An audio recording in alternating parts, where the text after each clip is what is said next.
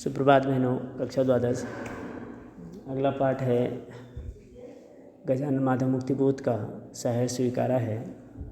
गजानन माधव मुक्तिबोध के जन्म के विषय में पढ़ते हैं, जीवनी के विषय में पढ़ते हैं।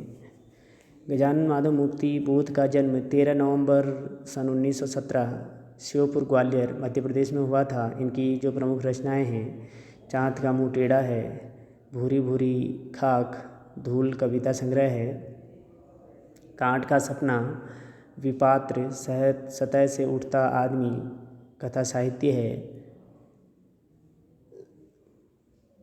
कामायनी एक पुनर्विचार, नई कविता का आत्मसंघर्ष, नए साहित्य का सौंदर्य शास्त्र, अब आखिरी रचना क्यों नाम से, समीक्षा की समस्याएं, एक साहित्यिक डायरी, आलोचना, भारत इतिहास और संस्कृति आपकी रचनाएं हैं। निधन आपका जो है 11 सितंबर सन 1964 नई दिल्ली में हुआ। हमारी हार का बदला चुकाने आएगा, संकल्प धर्मा चेतना का रक्त प्लावित स्वर, हमारे ही हृदय का गुप्त स्वर्णाक्षर प्रकट होकर विकट हो जाएगा। हार का बदला चुकाने वाले संकल्प धर्मा कवि मुक्तिबोध का पूरा जीवन संघर्ष में बीता। उन्होंने 20 वर्ष की छोटी सी उम्र में बड़नगर मिडिल स्कूल में मास्टरी की, तत्पश्चात सुजालपुर, उज्जैन, कोलकाता, इंदौर, मुंबई, बेंगलोर, बनारस, जबलपुर, राजनांदगांव आदि स्थानों पर मास्टरी से पत्रकारिता तक का काम किया। कुछ समय तक पाठ्य पुस्तकें भी लिखी।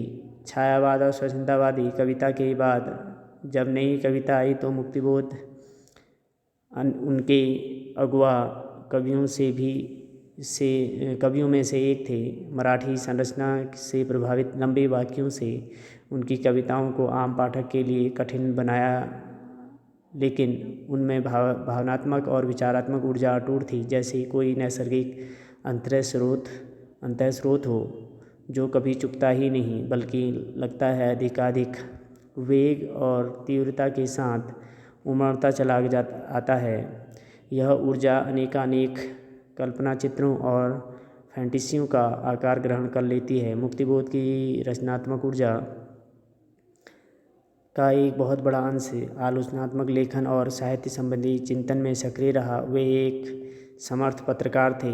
इसके अलावा राजनीतिक विषयों, अंतर्राष्ट्रीय परिदृश्य तथा देश की आर्थिक समस्याओं पर लगातार लिखा है। कवि शमशेर बहादुर सिंह के शब्दों में उनकी कविता अद्भुत संकेतों भरी जिज्ञासाओं में अस्थिर, कभी दूर से शोर मचाती, कभी कानों में चुपचाप राज की बातें कहती चलती है।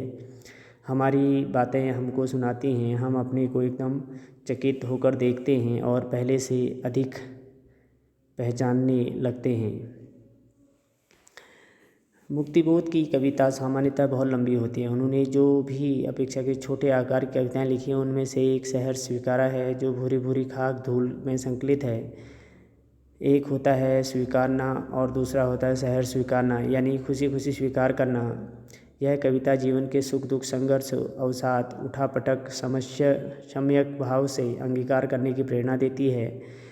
कवि को जहाँ से यह प्रेरणा मिली, प्रेरणा के उस उत्स तक भी हमको ले जाती है।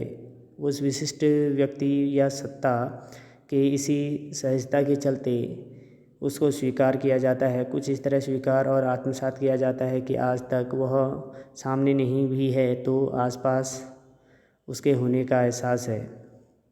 मुस्कुराता चाँद ज्यों धरती पर रात भर, मुझ पर त्यों तुम्हारा ही खिलता वह चेहरा है। चूँकि यह एहसास अपलावनकारी है और कविता का में उसकी भाव प्रवणता से के निजी पक्ष से उभरकर सिर्फ विचार की तरह उसे जीना चाहता है, क्योंकि वह बृहत्तर विश्व की गुत्थियाँ सुलझाने में उसकी मदद करेगी। वह दिवंगत माँ, पत्नी, बहन और सहचरी कोई भी हो सकती है। सहज स्नेह की ऊष्मा जब वह विरह में अग्निशिखा की सी उद्दीप्त हो उठती है, थोड़ी थोड़ी सी निसंगता भी एकदम से जरूरी हो आई है और वह चाहने लगा है मोह मुक्ति, चाहने लगा है कि भूलने की प्रक्रिया वह अमावस की तरह उसके भीतर इस तरह घटित हो कि चाँद जरा सा जो है ओठ हो ले, अंधेरे से सामना हो तो चित्त की ताकत बढ़े। लगातार यह भौतिक और मानसिक अवलंब अंदर एक अज्ञात भय भी कायम करता है। ममता और बादल की मंडराती कोमलता क्यों कि भीतर पिराती है, बहलाती है, सहलाती है, आत्मीयता बर्दाश्त नहीं होती है। इस दृढ़ता और तजन्य कठोरता भी बड़े मानव मूल्य हैं। इसलिए भूल जाना भी एक कला है। अति किसी चीज़ की अच्छी नहीं। हर समय की भावार्द्रता भी कमज़ोर करती है। अतिशय प्रकाश में आंखें चकाचौंध जाती हैं। इसलिए किसी हद तक वर्णनीय और अंधेरा भी विस्मृत कर अंधेरा आदमी हरदम सब कुछ याद करते चले तो जीना भी मुश्किल हो जाए। तमसो माँ ज्योतिर्गमय, यदि इस प्रकार का सच है तो उतना ही बड़ा सच पाताली अंधेरी की गुफाओं में डूबना, भूलना दंड सही, फिर भी पुरस्कार मानकर ही ग्रहण करना चाहिए। पाठ है शहर स्वीकारा है। कवि कह रहे हैं जिंदगी में जो कुछ है, जो भी है, शहर स्वीकारा है। कह रहे हैं कि जीवन में सुख दुख, अच्छा बुरा, जो भी उनको प्राप्त हुआ उन्होंने उसे जो है शहर स्वीकार किया है, खुशी खुशी जो है स्वीकार कर लिया है। इसलिए कि जो कुछ भी मेरा है वह तुमको प्यारा। अपने प्रेयसी को संबोधित करते हुए कभी कह रहे हैं कि इसलिए मुझे वह सब प्यारा है, इसलिए मैंने उसे शहर स्वीकार कर लिया, क्योंकि वह सब तुम्हें जो है अच्छा लगता है। गर्बीली गरीबी है ये गंभीर अनुभव सब, यह विचार वैभव सब, दृढ़ता यह भीतर की सरिता यह अभिनव सब, मौलिक है। कह रहे हैं कि अंदर से जो गर्बीली गरीबी है, मैं गरीब हूँ, मुझे इस बात का जो है दुख नहीं है, ये गंभीर अनुभव सब। और संसार में जीवन यापन करते हुए जो भी कठिन अनुभव उनको प्राप्त हुए हैं वह जो है, और इस संसार के जो विचार रूपी जो वैभव उनको प्राप्त हुआ है, विचार रूपी धन जो उनने प्राप्त किया है, दृढ़ता यह भीतर की सरिता यह अभिनव सब। कह रहे हैं कि अंदर से हृदय को जो है मजबूत करती हैं, भीतर की सरिता यह अनुभव सब, अंदर की जो प्रेम की जो सरिता है उसको जो है और कोमल बनाती हैं। मौलिक है यह सब कुछ जो है, जो दृढ़ता है, जो अंदर से जो है प्रेम की जो लालसा है, प्रेम के प्रति जो भाव हैं, यह सब वास्तविक है। इसमें कहीं भी कोई दिखलावटीपन नहीं है, ये वास्तविक है। मौलिक का अर्थ है कि यह वास्तविक है, इसमें कहीं भी कोई बनावटीपन नहीं है। इसलिए कि पल पल में जो कुछ भी जागृत है अपलक है, क्योंकि प्रत्येक क्षण में जो भी मुझे प्राप्त हुआ वह भूलने योगी नहीं है। अपलक संवेदन तुम्हारा है, यह सारा संवेदन जो है तुम्ही से जो है मुझे प्राप्त हुआ है।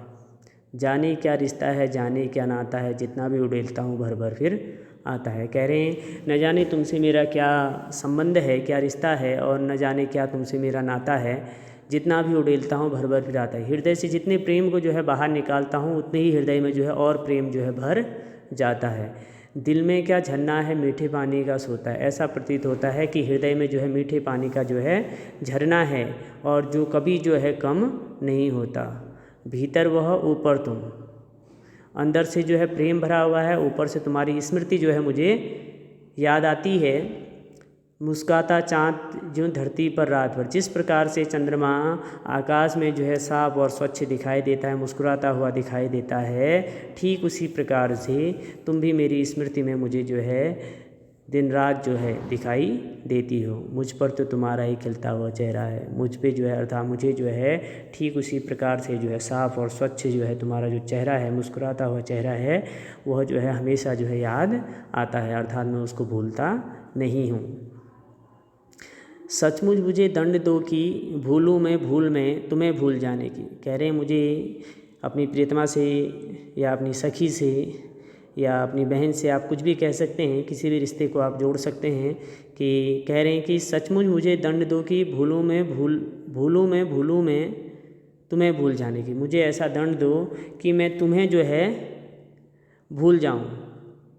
दक्षिणी ध्रुवी अंधकार अमावस्या शरीर पर चेहरे पर अंतर में पालूँ में, झेलूँ में उसी में नहा लूँ में। कह रहे हैं जिस प्रकार से दक्षिणी ध्रुव में जो है 6 माह का जो है अंधकार रहता है, अमावस्या रहती है, और वह 6 माह तक उसी में डूबा रहता है, ठीक उसी प्रकार से मैं भी जो है तुम्हारी यादों में जो है उसी प्रकार से जो है खोया रहना चाहता हूँ और तुम्हें जो है शरीर में, चेहरे में, अंदर हृदय में जो है प्राप्त करूँ। झेलूँ मैं उसी में, नहालूँ मैं, अर्थात कहने का से संपूर्ण रूप से जो है तुम्हें प्राप्त कर लूँ।